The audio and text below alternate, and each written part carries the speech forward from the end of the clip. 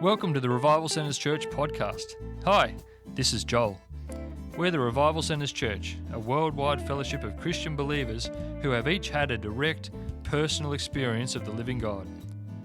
In this episode, Alex talks about David, Peter, Gideon, Joshua, and others. Some seemed brave, others not, but in the end, it was their trust in God that prevailed.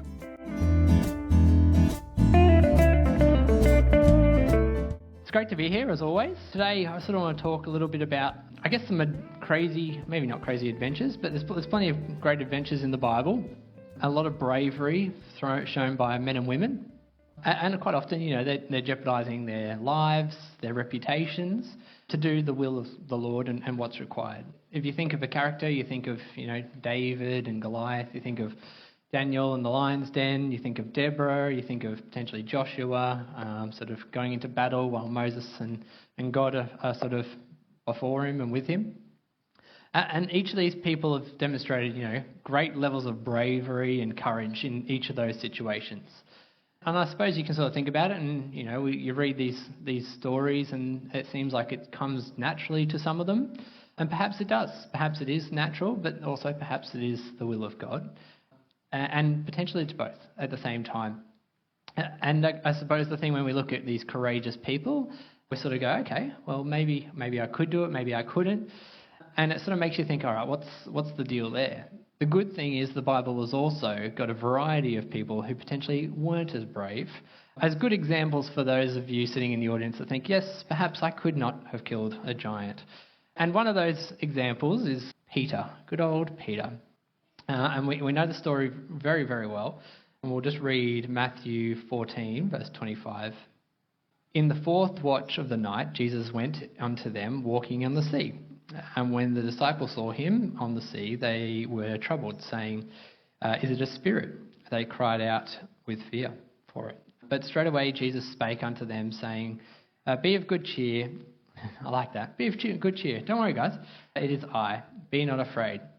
And Peter answered him and said, Lord, if it be thou, bid me to come unto thee on the water. And he said, Come. And then Peter, gets up and he jumps out onto the water, goes for a bit of a wander, lifts his head and gets a bit distracted and then sort of starts to get a little concerned and becomes less buoyant and then obviously drops away into the water. And at that time, he sort of cries out to Jesus, and in verse 31 it says, And immediately Jesus stretched out forth his hand and caught him and said unto him, O thee of little faith. And which it's kind of like, yeah, okay, I get that. Fair call, Jesus. This is relatively, like if you think of Peter and his journey, I wouldn't call him particularly brave. This is a good example. He started off pretty confident, got out there, but pretty quickly sort of got a little shaky and got a little nervous. Characteristics that follow him, as we sort of know, he goes on to deny Jesus. And I think in his mind he might be a little more brave than he thinks he is, but he is probably a little more flight than fight. But he's not alone when it comes to apprehensive or potentially timid or chickens of the Bible. My personal favourite has got to be Gideon, mainly because I think in the Old Testament story we have far too many men and women who are very good at, doing what the Lord says and just getting on with it and sort of rolling up their sleeves. Gideon is the other guy. Gideon is the guy who is probably what most of us would probably be thinking when confronted with a situation that he was. He gets visited by an angel, and that angel's come to him and said, "Hey, obviously Israel's in a bit of a pickle. The Midians have got a hold of them, and you're our guy." And in Judges 6 verse 14, the Lord turned to him and said, Go in the strength you have and save Israel out of the Midian's hands. Am I not sending you? And he says to him, Pardon me, Lord, Gideon replied, but how can I save Israel? My clan is the weakest in Manasseh, and I am the least in my family. Pretty much he's like, why? Why me? Like, I'm a nobody. Like, not even in my own family, I'm the bottom of the barrel. Like, you couldn't have picked a worse guy for this situation.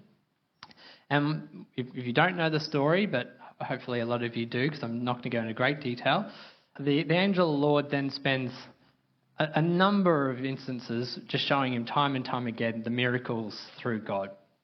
Gideon presents some meat to him as an offering. The angel of the Lord automatically sets it light when he touches it with his staff. Gideon says, hey, if it works, make the dew wet, and if it's not the dew, the fleece, puts it outside. Dew comes at night, and the fleece is wet, everything else is dry. He goes, all right, cool. Does it the next night in the inverse. All right, God can do both of them. Fantastic. So eventually we get to a point where Gideon is going, all right. I hear you. I'm happy. I'll do it. I'll go into to battle with you. He gets himself a heap of people, thousands of them. I guess God has his revenge to a degree and whittles them down to 300 people and says, all right, now let's see if you can do it. He reluctantly said, yeah, I'll do it. And goes ahead with it after God sort of gives him even more signs that says, hey, I'm with you, don't worry about it.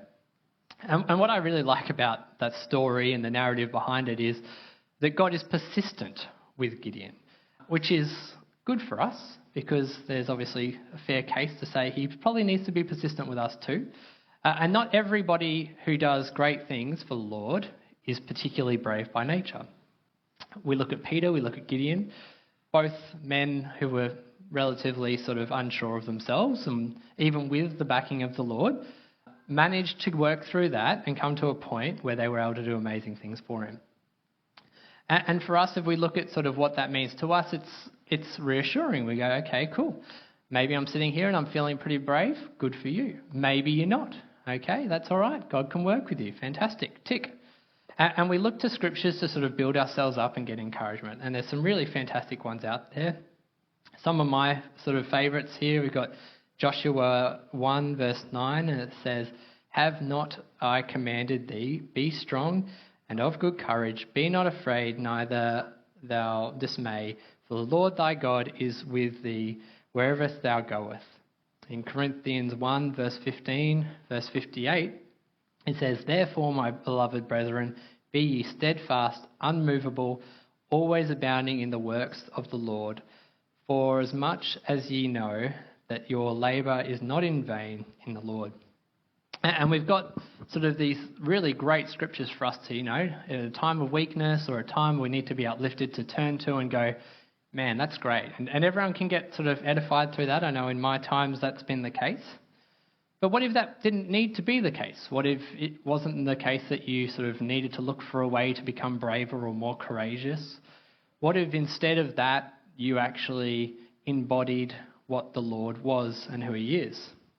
And if we look at that as a concept, we look not so much at a person who needs to be brave to achieve an outcome. And this can be applied to us. We're not all conquering giants. We have witnessing opportunities. We're working through tribulation. You might be, getting up here to do a talk, whatever it might be. And the reality is that we need to overcome potential fears or anxieties that becomes part of that. But what if you didn't? What if that wasn't the case? Because who you were was so convicted by the Lord and what he was about, and your belief and understanding in who God is in you and the power that comes from that, that you did not need to be brave. You did not need to fear stepping out and doing these things because it was who you were. It is who you are. It is who you embody through the Lord. And when we sort of think of it in that kind of way, what it does is it opens up a way of being. It doesn't open it to a situational situation. It's just a matter of, at any moment in time, I am so connected with the Lord that in all that comes before me, it doesn't impact me. I am there, I am ready because the Lord is with me.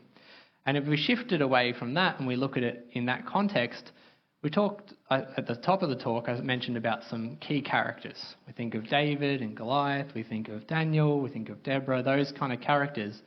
And we go, maybe they weren't brave. Maybe they were just so connected to the Lord, so convicted by what the Lord was doing in their lives, that they didn't really question it. They didn't, maybe their heart wasn't racing, maybe they sort of just got up and did what they were meant to do. And I think there's some really good verses that sort of illustrate that. And one of them is David about to sort of approach Goliath. And in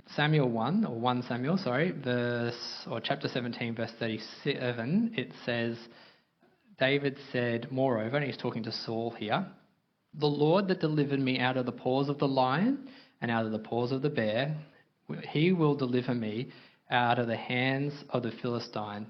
And Saul said unto David, go, and the Lord be with thee. Now, that there is not a man who's sort of overthinking it. He's literally rocked up, and it's quite the narrative if you sort of read Samuel 17. He's literally just rocked up. His brothers are there. They're kind of annoyed because he's rocked up and he's meant to be bringing them food, and they're like, he's wandering around going, why have we not dealt with this guy yet? Like, come on, guys. And he just rocks up and sort of says, hey, Saul, I've got a solution for you. We'll just go out and we'll deal with it. And that verse there is just sort of him, a child, really. He was so young at the time, just stepping out, saying, look, the Lord's protected me time and time again. This guy he's not even on a register of what a situation is for me. I'm just going to get out there and do what I need to do. He gets rid of all his, he's not wearing anything. He's probably got a bit of clothing going on, but he's not wearing any armour. He's not doing any of that. He's just like, yep, give me a rock, give me a sling, off we go. And I think that kind of embodies the conviction that this young man had at a point in time in the Lord and what he was doing. Brave, yes. For him, perhaps not. And Daniel's the same, right? And we can probably go through all of it. But Daniel's there and the decree comes through that sort of says, hey, you can't worship anyone other than the king. And he's like, whatever. Like, he doesn't even think about it. He just goes off, and as he has always done, he's praying 3 times a day. He's got his windows open. He's not hiding. He's not sort of getting away from it. He's not being disrespectful, but he's going to just keep doing what he's needing to do, which is worship the Lord. And just assumes that everything will be okay. And to be honest, at a point in time, it's not okay. He gets thrown into the lion's den, and for all of us, you could sort of think, whoops, probably should have shut that window. But the reality is, this is a man who sits there and goes, no, I'm going to do what I need to do. Whatever the outcome is, I know that I need to worship the Lord. Wakes up, has a great night's sleep, opens the door, king's very happy he's still alive. And it's just another testimony of sort of how people embodied the relationship that they had with God and what that meant to them. And for us, we sort of think about, okay, well, how does that sort of flow through to us? Like, can we do that? Like, are we able to get to a point that we can sort of feel that convicted about the Lord and his purpose and how he can work in our life, that we too can go ahead and, put our lives on the line and not really blink an eye? The answer is yes, by the way, but that's all right. And a really good example is we know that through the Holy Spirit that we can sort of become like Jesus, right? We sort of put on we get the spiritual gifts, we have the mind of Christ. And believe it or not, there's some pretty good examples of Jesus also embodying this conviction. And one of them, which we sort of are aware of, is in Luke 2, verse 46. And this is child Jesus. And it says, and it came to pass that after 3 days they found him in the temple, because he had decided, I'm not going with mum and dad. I'm going to hang back here and just, hang out in the temple, as you do at 12 years old. And he's sitting there in the midst of the doctors, both hearing them and asking them questions. All that heard him were astonished at his understanding and answers. And obviously then his parents come along and they're not particularly happy because, well, he's nicked off, he's off, he's doing his own thing, and they're saying, hey, buddy, like, we were a bit worried about you. And he's like, hey, I'm just doing what I'm meant to be doing. I'm doing my father's business.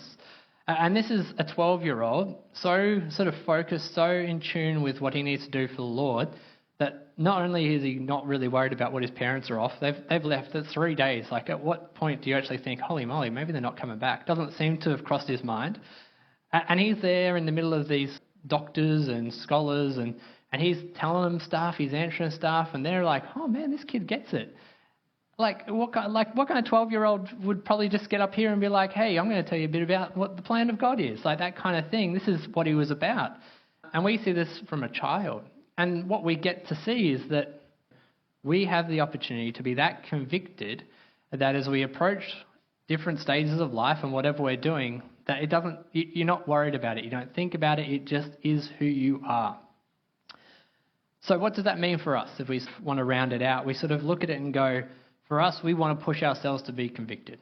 We want to get to a stage, if we're not feeling it now, and hopefully a lot of you are, and I'm, preaching to the converted here, that you feel so focused on what God is doing in your life and what he's able to do for others, that it doesn't even touch you. You're not even worried about it. You're not thinking about it. It just is who you are.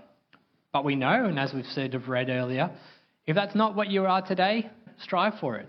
But the good thing is, you can still go ahead and do what the Lord wants you to do. Ask for that bravery. Be knowledgeable in the fact that He wants to work with you no matter what. Even if that means you sort of have to get dragged through a few different examples of testimonies or ways in which He works in your life to convince you that He can do it, He's there for you. He's patient, He's loving, He's caring, and He wants you to do this. A great way to sort of get that confidence is to read 2 Timothy chapter 1 and verse 7, just one verse, and I'll leave it here. And it says, "For God has not given us the spirit of fear, but of power and of love and of a sound mind." We have it, we're able to embody it. It is for us to go after. Get convicted. Amen.